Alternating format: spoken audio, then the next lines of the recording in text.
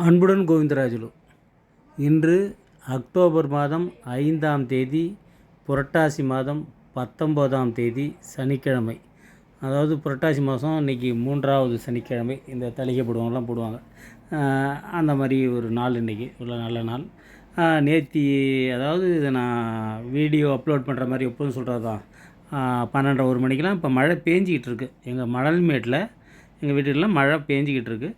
சாயங்காலம் ஒரு மழை ஒன்று வந்து பேஞ்சு சரியான மழை, கிட்டத்தட்ட ஒரு 6 சென்டிமீட்டர் பேஞ்சிருக்கலாம். இன்னும் பெய்ய போகுது. அது எவ்வளோன்னு தெரியல. குறைச்சலாம் 4 சென்டிமீட்டருக்கு குறையாதுன்னு நினைக்கிறேன். ஏன்னா அவ்வளோ பூமி காஞ்சிருக்கு, எல்லா தண்ணியும் இழுத்துக்குச்சு. அது வேறு பிரச்சனை. ஆனால் இப்போயும் மழை பேஞ்சிக்கிட்டு இருக்குது. இப்போ நான் போட்டுட்ருக்கிறப்ப 1:30 மணி மழை பேஞ்சிக்கிட்டு இருக்குது. அந்த மேகத்திரள்களை நீங்கள் பார்க்கலாம். சுத்தமாக அப்படியே வந்துச்சு. டெல்டாவில் ரொம்ப நாளுக்கு அப்புறம் மழை. இந்த மழை வந்து அப்படியே வந்து தொடர்ந்து மேக உற்பத்தி ஆகிக்கிட்டே இருக்குது. மத்திய தமிழகத்தில் அப்படியே கடற்கரை நோக்கி வந்துக்கிட்டே இருக்குது. இதனால் வந்து இந்த மழை வந்து ஒரு எப்படி சொல்கிறதுன்னு கேட்டிங்கன்னா, மழையை வேண்டி இருந்தவங்களுக்கு ஒரு வரப்பிரசாதமான மழை. அதான் நான் வந்து என்னுடைய பழைய வீடியோலாம் சொல்லியிருப்பேன். 4ஆம் தேதிக்குள்ளே, நேற்றே சொன்னேன், 3ஆம் தேதிக்குள்ளே வந்து வர்றதுக்கு வாய்ப்பு இருக்குது. ஆனால் 3ஆம் தேதி சிதம்பரம் வரைக்கும் வந்துச்சு, இங்கே வரல. நல்ல வேலை யாராவது இருந்தாங்கன்னா தப்பிச்சிருப்பாங்க. ஆனால் ஏன்னா இது நமக்கு தெரிகிற விஷயம் 4 பேருக்கு தெரியட்டுன்னு சொல்கிறது தான், வேறு ஒன்றும் இல்லை. ஏன்னா இப்போ நேற்று கூட நிறைய விவசாயிகள் ஃபோன் பண்ணி, நல்ல வேலை சார் நீங்கள் சொன்னீங்க, அறுவடையை நம்ம செஞ்சிட்டேன், ரொம்ப சந்தோஷம் சார், ரொம்ப நன்றி சார். அதெல்லாம் அதுக்காக எல்லாம் சொல்கிறது இல்லை. அது நான் ஒருத்தர் பயனடைந்தாலும், போன மாதிரி சொல்கிறேன், ஒருத்தர் பயனடைந்தாலும் எங்களுக்கு வந்து அது, எனக்கு வந்து அது ரொம்ப மகிழ்ச்சி. அதாவது வந்து இந்த இந்த என்னுடைய விவசாயம் காப்போம் அந்த குரூப் இருக்குது. அது அந்த அந்த குழு உறுப்பினர் எல்லாருக்குமே வந்து நான் நன்றியை சொல்லிக்கிறேன். ஏன்னா இந்த வீடியோ வந்து மானிட்டைசிங் பண்ணி இன்றைக்கி வந்து எனக்கு வந்து அக்கௌண்ட்டில் பணமே ஏறிடுச்சு. அது வந்து பெரிய விஷயம். இப்போ வந்து நான் ஒரு யூடியூபர், எனக்கு வந்து $100 $100 வச்சோம் ஏறி எனக்கு கிரெடிட் ஆகிடுச்சு. ஒரு பெரிய விஷயம். நான் ஒரு அச்சீவ்மெண்ட் பண்ணியிருக்கேன்னு தான் நினைக்கிறேன். உங்களுடைய தயவால், உங்களுடைய ஒத்துழைப்பால், சக விவசாய குடும்பத்தினால். அதனால் வந்து இது அதுக்காக நான் எப்போதுமே சொல்லுவேன், எனக்கு சப்ஸ்கிரைப் பண்ணுங்கள், இதெல்லாம் சரி நம்ம பண்ணுங்கள், லைக் பண்ணுங்கள்லாம் நான் சொல்ல மாட்டேன். ஏன்னா எனக்கு விஷயம் வந்து அது இல்லை. எனக்கு வந்து எல்லாருக்கும் இது போய் சேரணும், இந்த அறிக்கைங்கிறது தான். சரி, விஷயத்துக்கு வருவோம். இன்றைக்கும் மழை இப்போ பேஞ்சிட்ருக்கிற மழை விடிய காலையில் வரைக்கும் தொடரும்னு நினைக்கிறேன். அதுக்கப்புறம் அப்படியே மேகமூட்டமான வானிலை. அதுக்கப்புறம் பழையபடி இன்றைக்கி 5ஆம் தேதி மழை சாயங்காலம் ஆரம்பிச்சிடும். அதுக்கப்புறம் 6ஆம் தேதி, 7ஆம் தேதி, 8ஆம் தேதி, 9ஆம் தேதி, ரைட்டுங்களா? இப்போ வந்து வானிலை அமைப்பை பார்த்திங்கன்னா, இந்த வந்து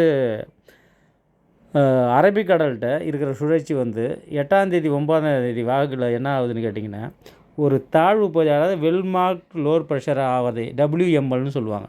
அதாவது வந்து நன்கமைந்த தாழ்வு பகுதியாக ஆகிறதுக்கு வாய்ப்பு இருக்குது. அது புயலாக மாறுமா அப்படின்னா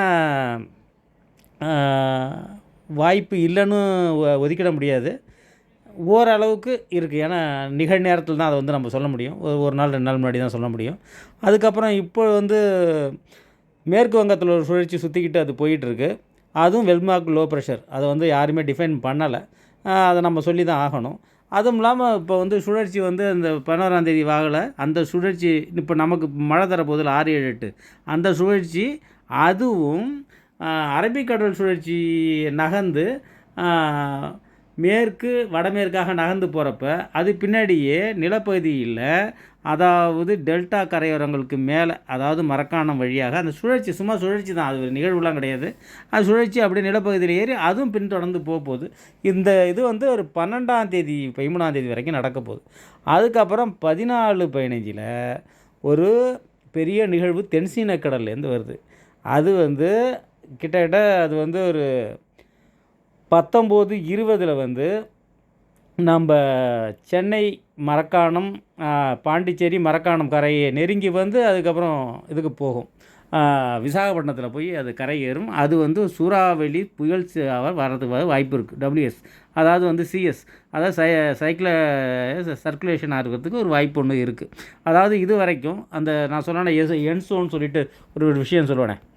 அதாவது WMO, அதாவது வேர்ல்டு மெட்ராலஜிக்கல் ஆர்கனைசேஷனில் வந்து எஸ்கேப், அதாவது வந்து economic and social commission for Asia and Pacific வெப்பமண்டல சூறாவளி குழுவில் வந்து அது இருக்குது. அதில் வந்து இந்த 13 நாடுகள் நான் தான் சொன்னேன், Bangladesh, India, Iran, Maldives, Myanmar, Oman, Pakistan, Qatar, Saudi Arabia, Sri Lanka, Thailand, United Arabian Emirates, Yemen நிறைய வேணும்னு ஸ்க்ரீன்ஷாட் எடுத்து வச்சிங்க.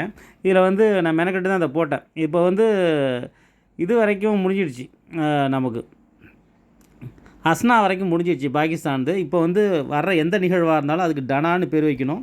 அது வந்து கத்தார் வச்சது, அடுத்தது வந்து சவுதி அரேபியா வச்சது வந்து ஃபெங்கால், அடுத்தது ஸ்ரீலங்கா வச்சது வந்து சக்தி, அடுத்தது தாய்லாந்து வச்சது வந்து மந்த்ரா, யுனைடெட் ஸ்டேட்ஸ் வச்சது வந்து சென்யார், அடுத்தது ஏமன் வச்சது வந்து டிச்சே டிஏடிஏஹெச்ஹெச் டிட்டே இது மாதிரி பேர் வைக்கணும். இதை வந்து நான் எதுக்கு சொல்கிறேன்னா, இனிமேல் வர்றது வந்து டான், ஃபெங்கால், சக்தி, மோந்தா, இது 4க்கும் நிச்சயமாக வாய்ப்பு இருக்குது. முதல்ல வர்றது இந்த டான் வந்து டான் டனா டிஏஎன்ஏ டனா அதை வந்து என்னென்னா கத்தார் வச்ச பேர், அடுத்தது வந்து சவுதி அரேபியா வச்ச பேர் ஃபெங்கால், அடுத்தது வந்து சக்தி ஸ்ரீலங்கா வச்ச பேர். இதில் வந்து முதல்ல வந்து அந்த அரபிக்கடல் நிகழ்வு வந்து அந்த பேரை வாங்க போதா, இல்லை 18ஆம் தேதி வடகிழக்கு பருவமழையை துவக்கும் நிகழ்வு அந்த பேரோட இது புயல் சின்னமாக மாறி அந்த பேரை வாங்க போகிறதாங்கிறது இது. அடுத்தது டிசம்பரில் நிச்சயமாக அந்த 3 நான் சொன்னேன்ல, ஃபெங்கால், சக்தி, அது 2 நிச்சயமாக பேர் வைக்கிற நிகழ்வு முடிஞ்சிடும். மோந்தா வரைக்கும் முடிஞ்சிடும்னு நினைக்கிறேன். இது எதுக்காக சொல்கிறேன்னா, அடுத்தது வந்து தலைப்பு செய்திகள் இது தானே, டனா புயல் வந்து கொண்டிருக்கிறது, அதெல்லாம் சரிதான். ஆனால் 13ஆம் தேதி அதாவது 11, 12, 13 மழை இருக்கிறதுக்கு பெரிய மழையாக இருக்கிறதுக்கு வாய்ப்பு இல்லை. ஏன்னா கொம்பு சுற்றி காத்திடுச்சு, அப்பப்போ மழை பெய்யும். அதுக்கப்புறம் 14, 15 கிட்ட நெருங்கிடும். அது வந்து அதாவது இது நம்ம டெல்டா கரையோரங்களுக்கு கொஞ்சம் வடக்க வந்து அது திருப்பி வடகிழக்கு திசையை எடுத்து விசாகப்பட்டினத்துக்கு போகுது. ஆனால் கரையை ஒட்டி வர்றதுனால திரும்பவும் டெல்டா மாவட்டங்களுக்கு 13ஆம் தேதி இப்போ வந்து தொடர்ந்து மழை தான். 9ஆம் தேதி வரைக்கும் தொடர்ந்து மாலை இரவு மழை தான். அதாவது வந்து தொடர் மழைன்னு ஏன் போட்டிருந்தான்னு கேட்டிங்கன்னா, இந்த மாதிரி தான் மத்தியானம் வரும் பெய்யும், அப்புறம் விடும், அதுக்கப்புறம் சாயங்காலம் வரும், நள்ளிரவு வரும், விடிகிற வரைக்கும் பெய்யும், அதுக்கப்புறம் விடியறதுக்கு அப்புறம் இருக்காது, அப்புறம் மதியம் மேலே ஆரம்பிச்சிடும். அது மாதிரி அந்த மாதிரி தொடர் மழையை தவிர சுத்தமாக ஐப்பசி கார்த்திகையில் பெய்யும் பாருங்க, அந்த மாதிரி மழை நான் சொல்லலை. இது வந்து தென்மேற்கு பருவமழை காலத்தில் ஒரு தொடர் மழை, அவ்வளோதான். அதனால் 9ஆம் தேதி வரைக்கும் மழை கன்ஃபார்மு. அதுக்குள்ளே ஒரு 15, 20 சென்டிமீட்ரு 30 சென்டிமீட்டருக்குள்ளே பெஞ்சு முடிஞ்சிடும்னு நினைக்கிறேன். அதுக்கப்புறம் மழை ஆரம்பிச்சிடும்.